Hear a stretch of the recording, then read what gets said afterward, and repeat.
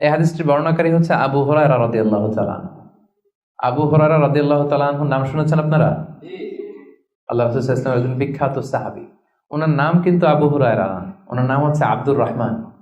আবু হুরায়রা রাদিয়াল্লাহু তাআলা আনহুর আসল নাম কি?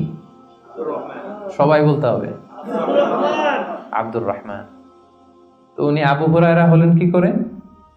হিররাতুন মানে বিড়াল, আর হুরায়রা মানে ছোট্ট বিড়াল। তো উনি বিড়াল পালতেন, বিড়াল নিয়ে দুষ্টামি করতেন। আমাদের অনেকে শখ আছে, ঘরে আমরা বিড়াল পালি। তো উনি একবার ঢোলা জামা, এই জুব্বার আস্তিনের মধ্যে বিড়াল নিয়ে রাসূল সাল্লাল্লাহু আলাইহি ওয়াসাল্লামের কাছে আসছেন। আল্লাহ রাসূল দেখলেন যে আবু হুরায়রা বিড়াল নিয়ে দুষ্টামি করতেছে। তো আল্লাহ রাসূল সাল্লাল্লাহু আলাইহি ওয়াসাল্লাম রসিকতা করে মজা করে ডাক দিলেন, ইয়া আবা হুরায়রা, এই বিড়ালের বাবা। আসলে নাম কি ছিল? আব্দুর রহমান। টাকা দরকার ছিল ইয়া আব্দুর রহমান। এটা না ডেকে রাসূল সাল্লাল্লাহু আলাইহি ওয়াসাল্লাম মজা করে বললেন, ইয়া আবা হুরায়রা, হে বিড়ালের বাবা। রাসূল সাল্লাল্লাহু আলাইহি ওয়াসাল্লাম কিন্তু এরকম মজা প্রায় করতেন, প্রায় সাহাবাদের মধ্যে তিনি মজা করতেন, রসিকতা করতেন। তবে এটা হালাল রসিকতা ছিল, হালাল এন্টারটেইনমেন্ট। রাসূল সাল্লাল্লাহু আলাইহি ওয়াসাল্লাম একটু রসিকতা করে বললেন, ইয়া আবা হুরায়রা, হে বিড়ালের বাবা। তখন থেকে আবু হুরায়রা রাদিয়াল্লাহু তাআলা আনহুকে সবাই আব্দুর রহমান না বলে বিড়ালের বাবা বলে ডাকতে শুরু করলো। সুবহানাল্লাহ। এবং উনি নিজেও এটা নিজের জন্য পছন্দ করলেন, বিড়ালের বাবা।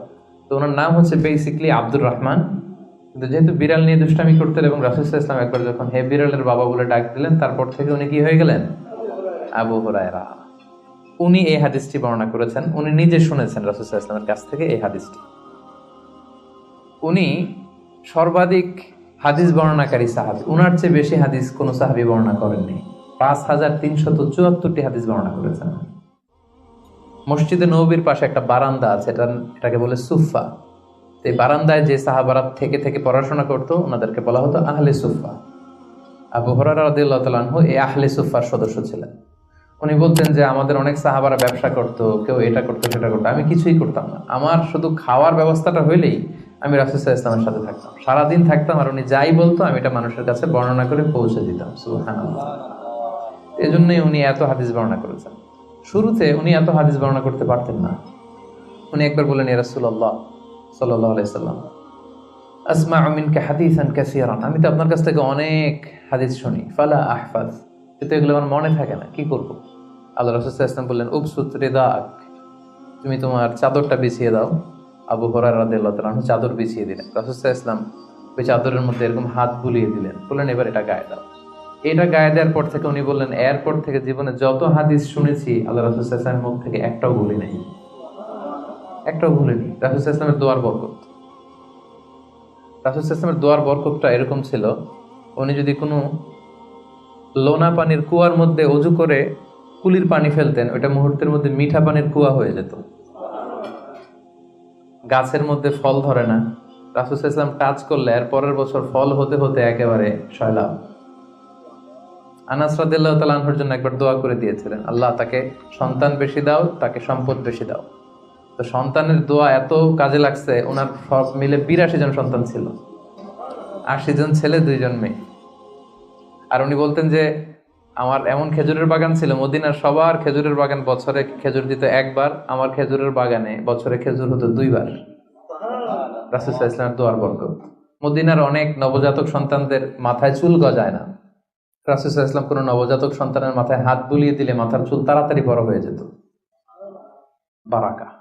রাসূল সাল্লাল্লাহু আলাইহি ওয়াসাল্লাম হাত বুলিয়ে দিলেন, ওই হাত বুলানো চাদর আবু হুরায়রা রাদিয়াল্লাহু তাআলা আনহু গায়ে পড়লেন, আর ভুলে না কিছু, আর কিছু ভুলে না।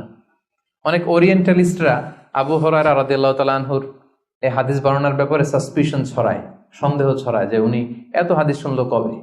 একজন মানুষকে এত হাদিস কারো কাছ থেকে শুনে মনে রাখতে পারে নাকি? আপনারা আমার যত কথা শুনেন কয়টা মনে রাখতে পারবেন? তারা সন্দেহ ছড়ায় যে আবু হুরায়রা এগুলো নিজ থেকে মনে হয় বলেছে। আসলে না, কখনো না, নেভার। উনি রাসূল সাল্লাল্লাহু আলাইহি ওয়াসাল্লামের কাছ থেকে যেমনটি শুনেছে ঠিক তেমনটি বলেছে। এবং এটা হচ্ছে রাসূল সাল্লাল্লাহু আলাইহি ওয়াসাল্লামের দোয়ার বরকত, ওই যে চাদরে হাত বুলিয়ে দিয়েছিলেন।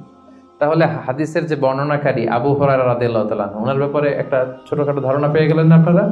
আচ্ছা, এবার আমরা হাদিসে চলে যাই।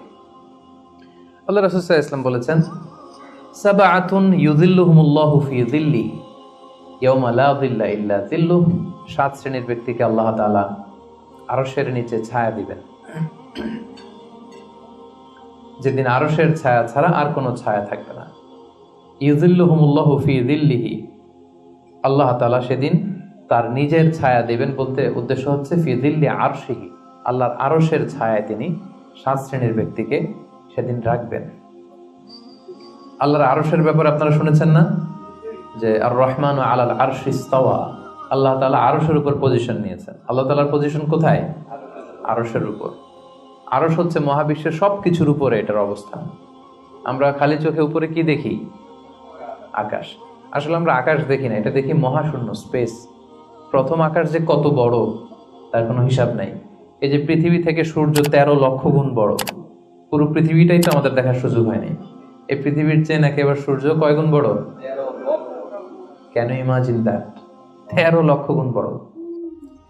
সূর্যের চেয়ে এরকম কোটি কোটি গুণ বড় তারা আছে। এরকম বিলিয়ন বিলিয়ন তারা নিয়ে আমাদের গ্যালাক্সির নাম হচ্ছে মিল্কি ওয়ে। এটার পরে আরেকটা গ্যালাক্সি সবচেয়ে কাছের অ্যান্ড্রোমেডা, ওটা আরো বড়। ওইখানে বিলিয়ন বিলিয়ন ট্রিলিয়ন গ্যালাক্সি। এরকম প্রত্যেকটা গ্যালাক্সি ঘুরছে, প্রত্যেকটা তারা তাওয়াফ করছে মহাশূন্যে। এরকম হাজার কোটি তারা নিয়ে আমাদের প্রথম আকাশের মহাশূন্য। প্রথম আকাশ কিন্তু অনেক উপরে। এই যে নাসার বিজ্ঞানীরা, অমুক বিজ্ঞানীরা রকেট দিয়ে এখানে যায় ওখানে যায়, এরা প্রথম আকাশের 1 কোটি ভাগের 1 ভাগও এখন অর্জন করতে পারেনি। ওই প্রথম আকাশের পরে হচ্ছে দ্বিতীয় আকাশ। ওই দ্বিতীয় আকাশের তুলনায় প্রথম আকাশটা কত ছোট শুনেন। আপনার হাতের আংটি যদি আপনি বিশাল মাঠের মধ্যে ছেড়ে দেন, একটা মরুভূমির মধ্যে ফেলে দেন, পুরো মাঠের তুলনায় হাতের আংটি যত ছোট, আল্লাহর দ্বিতীয় আসমানের তুলনায় আল্লাহর প্রথম আসমানটা ঠিক তত ছোট। দ্বিতীয় আসমান আরো বড়, তৃতীয়টা আরো বড়। যত উপরে ঊর্ধ্বাকাশের যত কাহিনী একটার চেয়ে একটা বড়, এরকম 7টা আকাশ। তার উপরে সিদরাতুল মুনতাহা, বর্ডার এরিয়া। তার উপরে লা জামান লা মাকান, ওইখানে সময়ের হিসাব নাই, স্পেস নাই, সময় নাই। কারণ আল্লাহর সময় দিয়ে বাঁধা যায়? আমাদের যেমন বসতে জায়গা লাগে, আল্লাহর পজিশন নিতে কি জায়গার প্রসঙ্গটা আসে না? কারণ লাইসা কামিসলিহি শাই, উনি কারো মতো না, উনি উনার মতো। ওয়ালাম ইয়াকুল্লাহু কুফুয়ান আহাদ, তার মতো কেউ নাই। তো তিনি কার মতো? তিনি তার মতো। তার মতো কেউ নাই, তো তিনি কার মতো? তিনি তার মতো। তার উপরে হচ্ছে আল্লাহর কুরসি, তার উপরে আল্লাহর আরশ, সেখানে আল্লাহর পর্দা। এই পর্দার পেছনে আল্লাহ তাআলার সত্তা। আমাদের বাড়ির পর্দাগুলো কি দিয়ে তৈরি বলেন তো?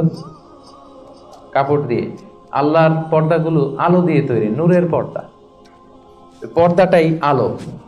এজন্য সাহাবারা জিজ্ঞেস করেছিলেন, ইয়া রাসূলুল্লাহ হাল রাআইতা রাব্বাক, আপনি কি মেরাজের রাতে আপনার রবকে দেখেছিলেন? রাসূল সাল্লাল্লাহু আলাইহি ওয়াসাল্লাম বলেছিলেন, নূরুন আন্না আরাহু, উনি তো নূর, আলোর পর্দা, চোখ ঝলসে যাওয়ার মতো অবস্থা, আমি কিভাবে দেখবো? তার মানে সরাসরি দেখেননি। আল্লাহ তাআলার সাথে সিক্রেট মিটিং হয়েছিল, কনভারসেশন হয়েছিল, কথাবার্তা হয়েছিল। তার উপরে হচ্ছে আরশ। ওই আরশের ছায়ার নিচে কিয়ামতের ময়দানে আল্লাহ তাআলা 7 শ্রেণীর ব্যক্তিকে স্থান দিবেন। কয় শ্রেণীর?